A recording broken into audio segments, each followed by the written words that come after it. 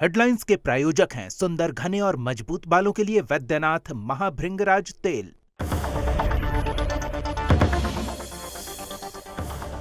उत्तराखंड के देहरादून में विधानसभा चुनाव की मतगणना को लेकर बीजेपी ने की बैठक। सीएम धामी सहित बीजेपी के कई दिग्गज हुए शामिल। बैठक में मतगणना को लेकर की गई चर्चा।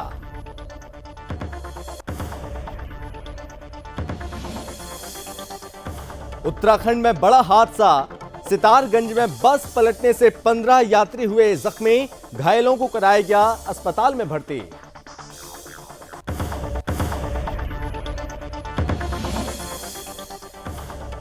हल्द्वानी के मेडिकल कॉलेज में रैगिंग का मामला। मेडिकल कॉलेज के छात्रों को गंजा कर कॉलेज परिसर में घुमाया। मामले की जांच में जुटी पुलिस।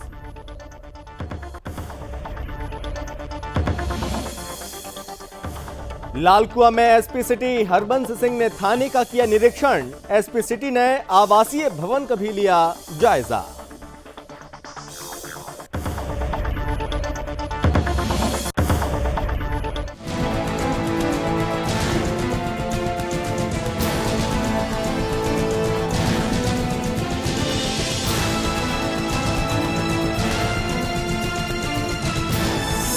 आप देख रहे हैं सुदर्शन न्यूज। नमस्कार, बहुत स्वागत है आपका अपना उत्तराखंड में। मैं हूं आपके साथ संभव गुप्ता। उत्तराखंड के देहरादून में विधानसभा चुनाव की मतगणना को लेकर बीजेपी की महत्वपूर्ण बैठक हुई है और इस बीच एक बड़ी खबर आपको बताते हैं इस बैठक से जुड़ी हुई, और जिसमें आपको बता दें कि तमाम नेता मौजूद रहे हैं। पार्टी के सभी दिग्गज और नेता पदाधिकारी शामिल हुए हैं। ये बैठक एक निजी होटल में की गई। बैठक में प्रदेश चुनाव प्रभारी प्रहलाद जोशी विशेष रूप से शामिल हुए।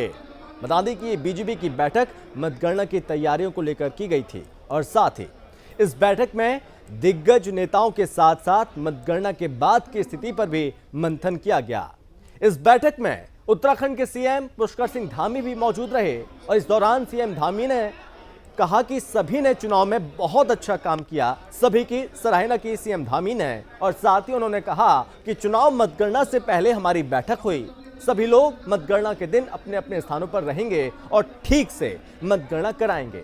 इतना ही नहीं, सीएम धामी ने कहा कि हम आश्वस्त हैं, हम सरकार बनाएंगे। ये बड़ी बैठक हुई जिसमें तमाम नेता यहां पर मौजूद रहे।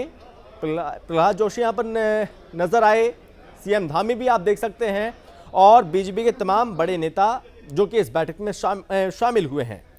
एक बहुत बड़ी रणनीति बनाई गई है और आपको बता दें कि 10 तारीख को रिजल्ट आएंगे, लेकिन उससे पहले ये बैठक हुई है। तमाम सारे सवाल यहां पर खड़े हो रहे हैं इस बैठक को लेकर। और इस बीच बीजेपी की बैठक, लेकिन कांग्रेस ने भी इस बैठक को लेकर कई बार सवाल खड़े किए हैं। और आखिर इस बैठक में क्या हुआ, ये बैठक से निकलकर अब धीरे धीरे सामने आ रहा है। चुनाव के बाद यानी कि मतगणना के बाद की स्थिति क्या होगी, उसको लेकर भी यहाँ पर चर्चा की गई है।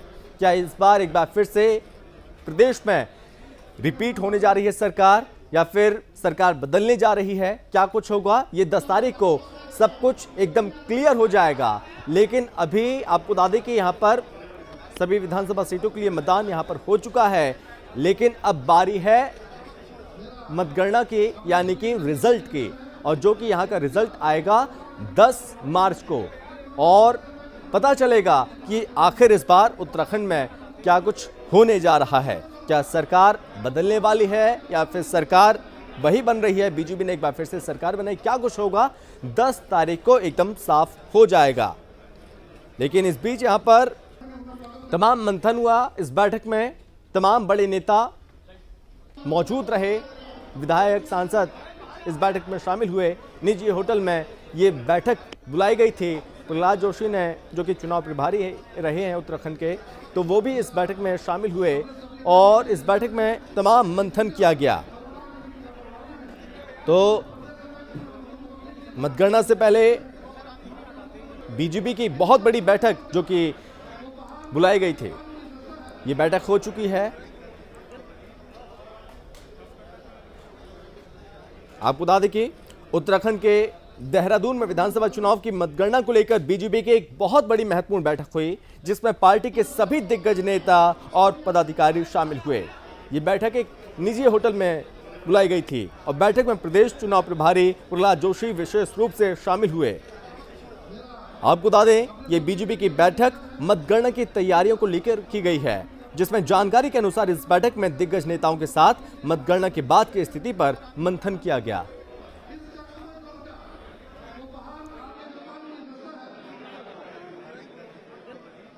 नहीं, सभी चूंकि सभी ने बड़ा अच्छा काम किया है। सभी का चुनाव मतगणना से पहले एक बार यहाँ पर हमारी बैठक हो रही है।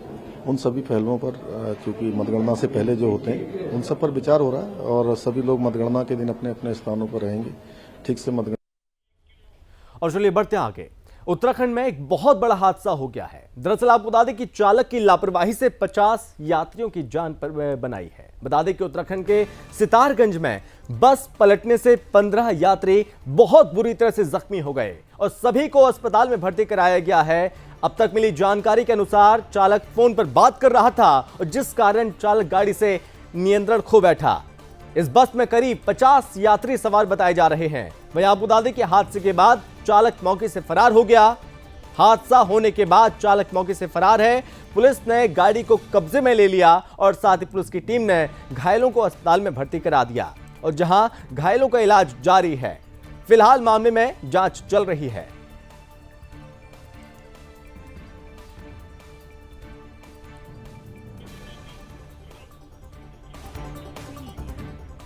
चलिए बढ़ते हैं आगे। हल्द्वानी के राजकीय मेडिकल कॉलेज में एक बार फिर से कथित रैगिंग का एक बहुत बड़ा मामला सामने आया, जो अब सुर्खियों में बना हुआ है। इस बार मेडिकल कॉलेज के छात्रों को गंजा कर दिया गया और गंजा करवाकर उन्हें घुमाया गया। ये तस्वीर आप देखें, जिसकी फोटो और वीडियो सोशल मीडिया में लगातार वायरल हो रही है। इन जूनियर के साथ यहां पर रैगिंग की गई, जो कि गैर कानूनी है। ये हरकत नहीं की जा सकती, जिसमें कानूनन अपराध है ये रैगिंग करना, लेकिन उसके बावजूद भी यहां पर मेडिकल छात्रों की रैगिंग का ये मामला सामने आया। मेडिकल कॉलेज में पढ़ने वाले छात्रों का लाइन में चलने वाला वीडियो भी वायरल लगातार हो रहा है सोशल मीडिया में, जिसमें छात्रों ने अपना सर झुकाया हुआ है। सभी छात्रों के बाल कटे हुए हैं। इनमें से कुछ छात्र ऐसे हैं जिन्होंने एप्रेन पहना हुआ है और वो अपने कंधे पर बैग लटकाकर आगे की तरफ बढ़ रहे हैं। रैगिंग वाले एमबीबीएस पहले वर्ष के छात्र हैं। सूत्रों की माने तो छात्रों को बाल कटवाने के निर्देश सीनियर छात्रों ने दिए हैं, जिसे रैगिंग से जोड़कर देखा जा रहा है। इस मामले में सिटी मजिस्ट्रेट ऋचा सिंह ने कहा कि मामला मेरे संज्ञान में आया और साथ ही उन्होंने कहा इस मामले में मेडिकल कॉलेज के प्राचार्य अरुण जोशी से बात करेंगे। फिलहाल इस मामले में किसी भी छात्र की तरफ से रैगिंग से जुड़ी कोई भी शिकायत मेडिकल कॉलेज को नहीं दी गई। साथ ही साथ शिकायत के आधार पर आगे की कार्रवाई की जाएगी।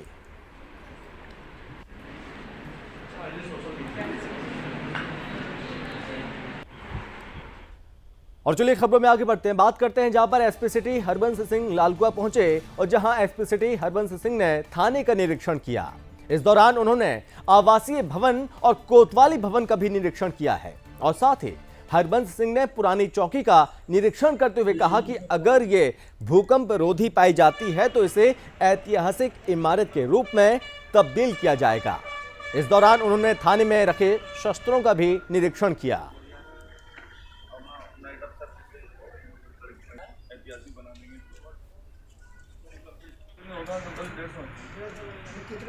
एसपी सिटी यहाँ पर पहुंचे हुए थे और जो कार्य हो रहे हैं उनका निरीक्षण भी किया और तमाम यहाँ पर निर्देश भी दिए गए हैं।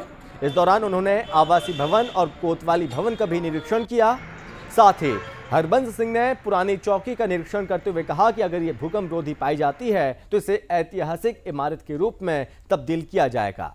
इस दौरान उन्होंने थाने में रखे शस्त्रों का निरीक्षण भी किया। ये आज मेरा कोतवाली लालकुआ का वार्षिक निरीक्षण है, जिसमें मेरे द्वारा अभी पूरे परिसर को देखा गया है। पूरे परिसर में साफ सफाई की व्यवस्था अच्छी है। अब मेरे द्वारा वेपन देखे जा रहे हैं, वेपन शीट देखी जा रही है और इसके अलावा भी शाम तक और रात्रि तक भी ये निरीक्षण चल सकता है। तो जो भी कमियां होंगी थानाध्यक्ष को उसके बारे में अवगत कराया जाएगा और एचएम को अवगत कराया जाएगा कि जो कमियां हैं उनको दूर किया जाए। और चलिए बढ़ते हैं आगे। बागेश्वर जिले के गरुड़ विकास खंड से एक दिल दहला देने वाला एक मामला सामने आया। एक कलयुगी मां ने अपनी 11 महीने की बेटी को जहरीला पदार्थ खिलाने के बाद खुद भी जहर खा लिया। इस मामले के बाद स्थानीय लोगों में हड़कंप मच गया। स्थानीय लोगों ने महिला और मासूम बच्चे को सामुदायिक स्वास्थ्य केंद्र में भर्ती कराया और जहां चिकित्सकों ने मासूम बच्चे को मृत घोषित कर दिया, जबकि महिला का इलाज जारी है। वहीं महिला की हालत बेहद गंभीर बनी है और साथ ही साथ मौके पर पुलिस की टीम भी पहुंची। फिलहाल पुलिस ने मामले को दर्ज किया और मामले की छानबीन में पुलिस जुट गई है।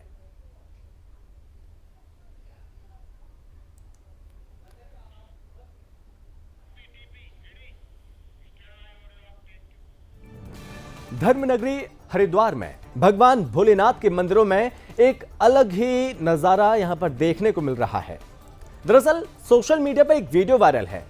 इस वीडियो में भगवान शिव के वाहन नंदी का दूध पीने की जानकारी सोशल मीडिया से जब भक्तों को मिली, इस वीडियो के बाद हरिद्वार के ब्रह्मपुरी क्षेत्र में भी भक्तों ने शिव मंदिर में नंदी महाराज की मूर्ति को दूध पिलाया। ये तस्वीर आप देखिए। जैसे जैसे खबर फैलती गई वैसे वैसे हरिद्वार के शिवालयों में भक्तों की भीड़ जुटने लगी और यह सिलसिला लगातार रात तक देखने को मिला। आपको बता दें कि मध्य प्रदेश में भी एक ऐसी ही घटना सामने आई थी। इसके बाद धर्मनगरी हरिद्वार में भी ये नजारा देखने को मिला। आपको बता दें कि अचानक शिवालयों में भीड़ उमड़ने लगी और साथ ही लोगों ने अपने हाथों से चम्मच के द्वारा नंदी भगवान को दूध पिलाया। इस दौरान शिवालयों में हर हर महादेव के जयकारे लगे। शिवालयों में पहुंच रहे लोग इसे बाबा भोलेनाथ का चमत्कार मानकर नंदी भगवान को दूध पिलाने देर रात तक पहुंचते रहे। श्रद्धालुओं का दावा है कि नंदी भगवान की मूर्ति दूध पी रही है। ज्यादातर जगहों पर उत्साह और गहरी आस्था के कारण बड़ी संख्या में लोग नंदी भगवान की मूर्ति को दूध पिलाने यहां पर पहुंचे।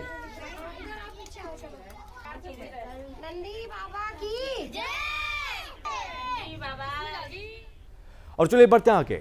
खटीमा के गांव गिधौर लंकापुरी में देर शाम गुलदार के हमले से एक बच्चा गंभीर रूप से घायल हो गया है। आपको बता दें कि गिंधौर निवासी 6 वर्षीय बच्चा अपनी दादी के साथ घर के आंगन में खाना खा रहा था और तभी पीछे से घात लगाए गुलदार ने मासूम पर हमला किया और उसे बहुत बुरी तरह से जख्मी कर दिया। वहीं बच्चे के शोर मचाने पर बमुश्किल गुलदार घायल बच्चे को छोड़कर भाग गया। स्थानीय लोगों और वन चौकी की यहां पर टीम की मदद से घायल बच्चे को नागरिक अस्पताल में भर्ती कराया गया और जहां आपको बता दें कि प्राथमिक उपचार के बाद उसको घर भेज दिया गया। इस मामले में नागरिक अस्पताल के डॉक्टर केसी पंत ने कहा कि जंगली जानवर के हमले से घायल एक बच्चे को यहां लाया गया था, जिसका प्राथमिक उपचार के बाद उसको भेज दिया गया।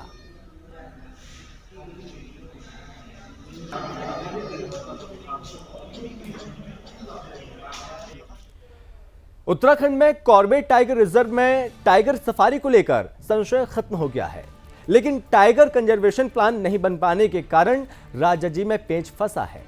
कॉर्बेट टाइगर रिजर्व में वाइल्ड लाइफ सफारी जारी रहेगी, लेकिन राजाजी टाइगर रिजर्व में पर्यटन गतिविधियों पर रोक लग सकती है। राष्ट्रीय बाघ संरक्षण प्राधिकरण यानी कि NTCA के एक पत्र के सामने आने के बाद इस मामले में वन मुख्यालय ने रिजर्व पार्कों की स्थिति को स्पष्ट किया। इसके अनुसार कॉर्बेट के कोर जोन ढिकाला में पर्यटन गतिविधियों पर कोई असर नहीं पड़ेगा, जबकि राजाजी टाइगर रिजर्व में पर्यटन गतिविधियों को आगे बढ़ाने के लिए कुछ औपचारिकताओं को पूरा करना होगा और राष्ट्रीय बाघ संरक्षण प्राधिकरण यानी कि NTCA ने 15 फरवरी को सभी टाइगर रिजर्व के लिए पत्र जारी कर कोर जोन में सफारी प्रतिबंधित करने के निर्देश दिए थे। इसके बाद कॉर्बेट टाइगर रिजर्व में भी टाइगर सफारी को लेकर संशय के बादल अब मंडराने लगे।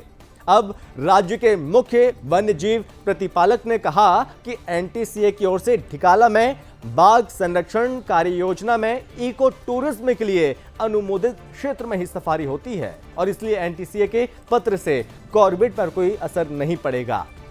कॉर्बेट के कोर जोन ढिकाला के जिस क्षेत्र में सफारी होती है वो टाइगर कंजर्वेशन प्लान के तहत इको टूरिज्म में पहले ही स्वीकृत है।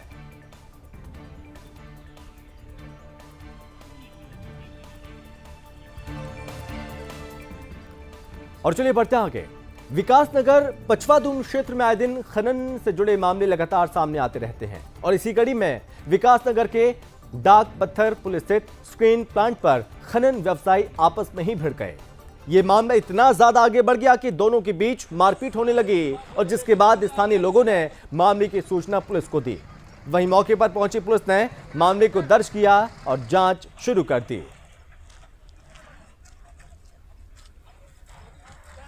नीचे आओ, नीचे कौन है लोग?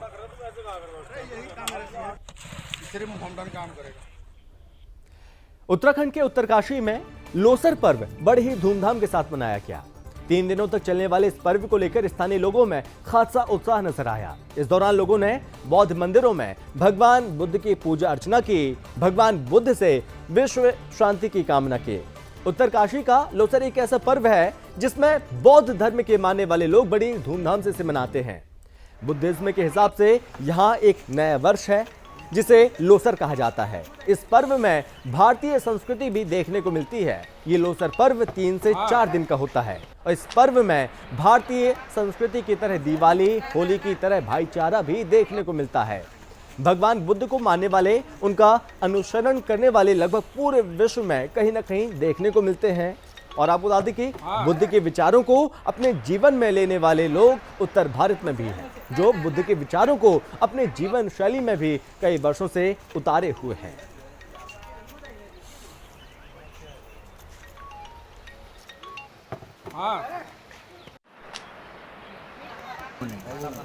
फागुन के अमावस्या में हमारा पुराना साल पूरा होता है और प्रथमा से हमारा नया साल शुरू होता है। इसे गोटी भाषा में लोसर कहते हैं। लोसर का मतलब पुराना साल का जाना, नया साल का प्रवेश होना। यह हिमालयन बौद्ध परंपरा नेपाल, तिब्बत और गढ़वाल के हिमालयन क्षेत्र, हिमाचल, आपका लद्दाख, भूटान, अरुणाचल प्रदेश तक यह एक ही परंपरा है। कल भी एक बेटी हमारी आई थी, धैर्यवी, उसी के द्वारा मुझे अभय के विषय में पता लगा था कि ये भी फ्रेंड्स होते हैं। तो कल ही बात हो गई थी कि इनके घर आना है। तो आज हम सब अपनी टीम के साथ, पूरी भारतीय जनता पार्टी की टीम हमारे साथ है और हर घर जाकर हम उनके परिवार को सकुशल आने की बधाई दे रहे हैं और उनको मिठाई खिलाकर उनका स्वागत कर रहे हैं। और बहुत ही एक अच्छी बात है कि भारत के प्रधानमंत्री माननीय मोदी जी के प्रयास से ही ये काम हो पाया है कि आज पूरे विश्व में माननीय मोदी जी ने भारत का एक ऐसा परचम लहरा दिया है कि उस तिरंगे की शान ऐसी बनी है जो आज तक कभी बनी नहीं। चलिए बढ़ते हैं आगे, जहां पर उधम सिंह नगर के किच्छा में पुलिस कर्मियों की तरफ से एक युवक के साथ मारपीट किए जाने का एक मामला सामने आया। घटना का एक सीसीटीवी फुटेज भी सामने आया है जिसमें पुलिस कर्मियों की तरफ से एक युवक के साथ मारपीट किए जाने का ये घटनाक्रम साफ साफ आप देख सकती हैं। टीवी स्क्रीन पर आप देखिए, ये सीसीटीवी फुटेज सामने आया जहां पर एक युवक के साथ किस तरह से पुलिस बेदर्दी से मारपीट कर रही है। युवक के साथ मारपीट करने वाले पुलिसकर्मी किच्छा थाने के बताए जा रहे हैं। फिलहाल पीड़ित युवक ने थाने में शिकायत की और वहीं पुलिस ने मामले को दर्ज कर जांच शुरू कर दी है।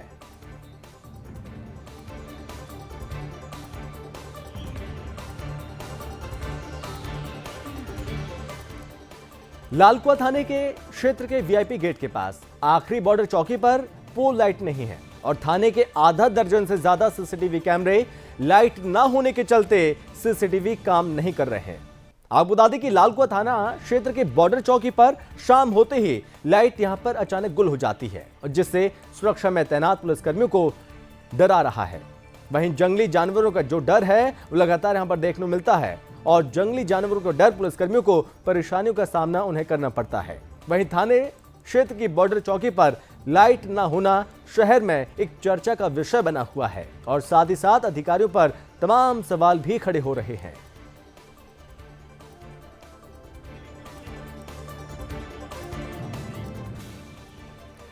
बागेश्वर जिले के कपकोट थाना क्षेत्र में एक ट्रैक्टर ट्रॉली मोटर मार्ग पर कार्य के दौरान अचानक अनियंत्रित होकर लगभग 5 मीटर गहरे खाई में गिर जाने के कारण दुर्घटनाग्रस्त हो गया। वहीं ट्रैक्टर ट्रॉली के चालक के ट्रैक्टर ट्रॉली के नीचे दब जाने के कारण मौके पर ही उसकी मौत हो गई। ट्रैक्टर ट्रॉली में केवल चालक सवार था। स्थानीय लोगों ने मामले की सूचना पुलिस को दी। वहीं मौके पर पहुंची पुलिस ने और एसडीआरएफ ने रेस्क्यू अभियान चलाया और ट्रैक्टर चालक की मिट्टी में दबे शव को बाहर निकालकर पोस्टमार्टम के लिए अस्पताल भेज दिया। फिलहाल आगे की कार्रवाई जारी है।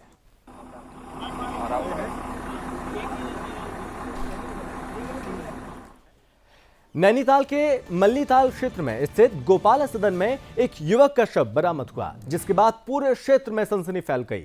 आपको बता दें कि युवक के सीने में गोली लगी है। बता दें कि स्थानीय लोगों ने पुलिस को सूचना दी। मौके पर पहुंची पुलिस ने मामले को दर्ज किया और शव को पोस्टमार्टम के लिए अस्पताल भेज दिया। शव के पास से पुलिस ने तमंचा और एक खोखा बरामद किया है। फिलहाल मामले की जांच जारी है।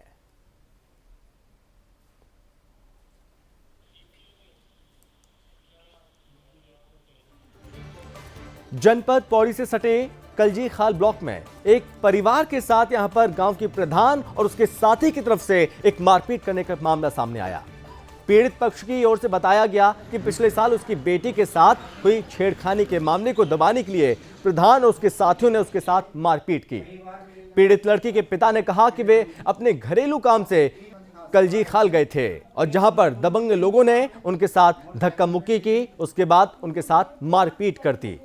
इस घटनाक्रम के बाद जब पीड़ित अपने घर पहुंचा तो दबंग प्रधान उसके साथियों ने उसके घर में पहुंचकर उसके घर में तोड़फोड़ भी की और साथ ही साथ धर्मपत्नी उसके साथ फिर से मारपीट की। पीड़ित ने कहा उनका परिवार डर के साए में जीने के लिए मजबूर है और भी यहां पर देर रात को भी वे अपना घर छोड़कर जिला अस्पताल अपना इलाज कराने के लिए पहुंचे और जहां पर उन्होंने अपना मेडिकल भी करवा लिया और आज वे जिलाधिकारी के समक्ष अपने परिवार की सुरक्षा की गुहार लगाने के लिए पहुंचे हैं। पीड़ित लड़की का कहना है कि अगर उनको जिलाधिकारी के माध्यम से न्याय नहीं मिलता तो वे अपने परिवार संग आत्मदाह करने के लिए मजबूर हो जाएंगे और जिसकी संपूर्ण जिम्मेदारी ग्राम प्रधान और उसके सहयोगी की होगी। इस पूरे मामले में डीएम पौड़ी डॉक्टर विजय कुमार जोगदंडे ने जांच करने के आदेश दे दिए हैं। तो ये दोनों के दोनों मिल गए मुझे वहाँ पे। मैं ये चाहता हूँ कि मैं इसके लड़की से ये पीछा करती हूँ कि वो मुझे न्याय दें। अगर वो न्याय नहीं देंगे तो आज मैं अपने पूरे परिवार के साथ यही आत्मदाह करूँगी और मैं मरते सबका नाम बोलूँगी क्योंकि मुझे न्याय नहीं मिल रहा। 3 बार का केस कर चुकी हूँ मैं, मुझे अभी भी न्याय मिला। मुझे अब न्याय की अपेक्षा है। मैं प्रधानमंत्री से भी न्याय की अपेक्षा मांगती हूँ और मुख्यमंत्री से भी कि आपके शासनकाल में बेटी बचाओ बेटी पढ़ाओ का अभियान है, इसलिए बचाओ बेटों को। इन जैसे आपने इनको पद सौंपे हैं। हम प्रतिनिधि चुनते हैं अपने गांव के लिए, हम इसलिए नहीं चुनते कि कल को हम पे ये ऐसा करे। हम इनसे इसलिए चुनते हैं क्योंकि हम बोलते हैं कि चलो इसे प्रधान बनाए, इसलिए नहीं बनाया कि वो हमारे साथ ही ऐसा करे। और मैं ये बोलना चाहती हूँ कि अगर आज उसके खिलाफ़ कोई भी कार्रवाई नहीं हुई, मैं यहाँ से घर नहीं जाऊँगी क्योंकि उसने बोल रखा है, घर में उसने तोड़ फोड़ कर रखी है और उसने बोला कि तू घर आई तो तेरी पूरी फैमिली को मार दूँगा। कलजी खाल के मनियार सुपट्टी के बेड़गांव जो ग्राम है, इसके ग्राम प्रधान और साथ में कुछ ग्रामीण व्यक्ति और एक परिवार उसी गाँव के अंदर निवास करने वाले उनको अपने परिवार के साथ में आए हैं। आपस में उनका कुछ मारपीट हुआ था तो उसमें उनका मेडिकल करवाया गया है। दोनों पक्षों से बात किया गया है, उन्होंने अपना अपना पक्ष रखा है और दोनों पक्षों के द्वारा वादी के रूप में तहरीर भी दिया गया है थानों के ऊपर। तो वह एफआईआर दर्ज करने का निर्देश मैंने दिया है और इस घटना का जांच करने के लिए अभी संबंधित तहसील के जो नायब तहसीलदार होंगे उनको हम नामित करेंगे और घटना की जांच होने तक दोनों पक्षों से अनुरोध किया है कि इसके बाद में कोई विवाद ना किया जाए, शांतिपूर्वक माहौल जो है ग्राम संबंध बनाया जाए। तो आपने यहाँ पर पीड़ित परिवार को भी सुना जो कि दर दर की ठोकरें खा रहे हैं न्याय पाने के लिए, लेकिन जो अधिकारी हैं लगातार इस पीड़ित परिवार को केवल आश्वासन दे रहे हैं। चलिए बढ़ते हैं आगे।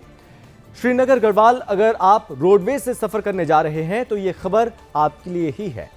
श्रीनगर रोडवेज बस डिपो को इन दिनों शिफ्ट कर दिया गया है। अब रोडवेज की बसों का संचालन श्रीनगर एनआईटी के पास भक्तियाना से किया जा रहा है। रोडवेज के सारे कर्मी यहीं से अपनी सेवाएं जनता को दे रहे हैं।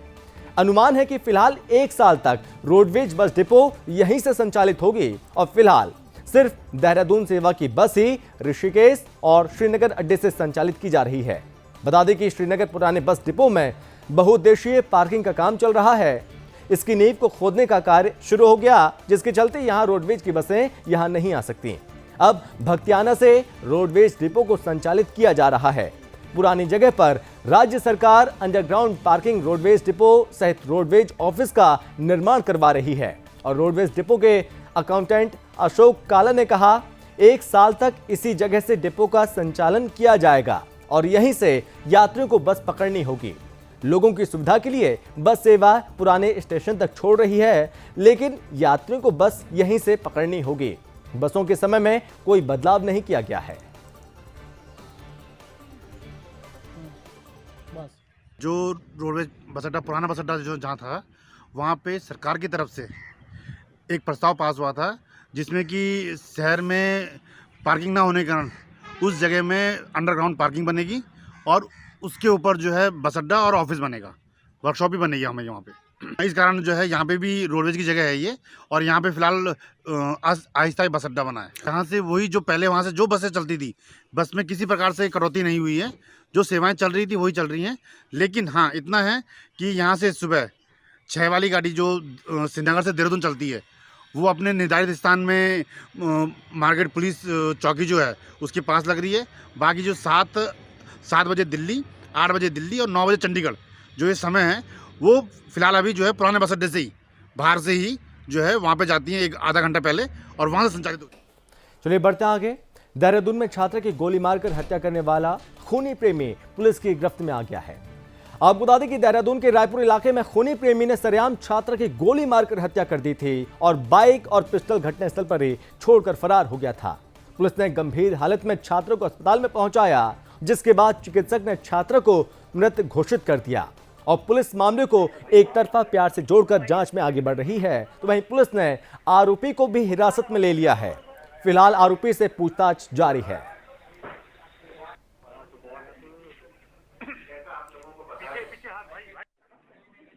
स्टूडेंट, एक मेल स्टूडेंट के द्वारा एक फीमेल स्टूडेंट को गोली मारकर उसकी हत्या कर दी गई थी। तो उसके बाद मौके पर पुलिस पहुंची थी। पुलिस ने वहां पर मौका मुआयना किया था। उसके बाद हमारे द्वारा टीमें गठित की गई थी कि जो अभियुक्त है उसकी गिरफ्तारी के प्रयास किए गए और आज अभियुक्त को हमारे द्वारा गिरफ्तार किया गया है। जहां तक अभी प्रथम दृष्टया पूछताछ से जो हम अभी तक चीजें सामने आ रही हैं कि किसी फोटो पर कमेंट करने के चलते दोनों में विवाद हुआ था।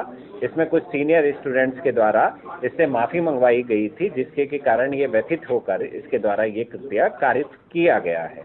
इसमें और क्या क्या एंगल थे उस पर इन्वेस्टिगेशन अभी जारी है और इन्वेस्टिगेशन के बाद और भी पहलू अगर मिलते हैं तो उन पर विवेचना की जाएगी।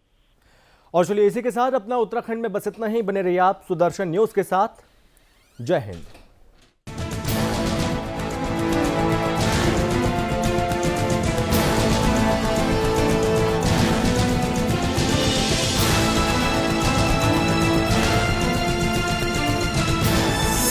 आप देख रहे हैं सुदर्शन न्यूज।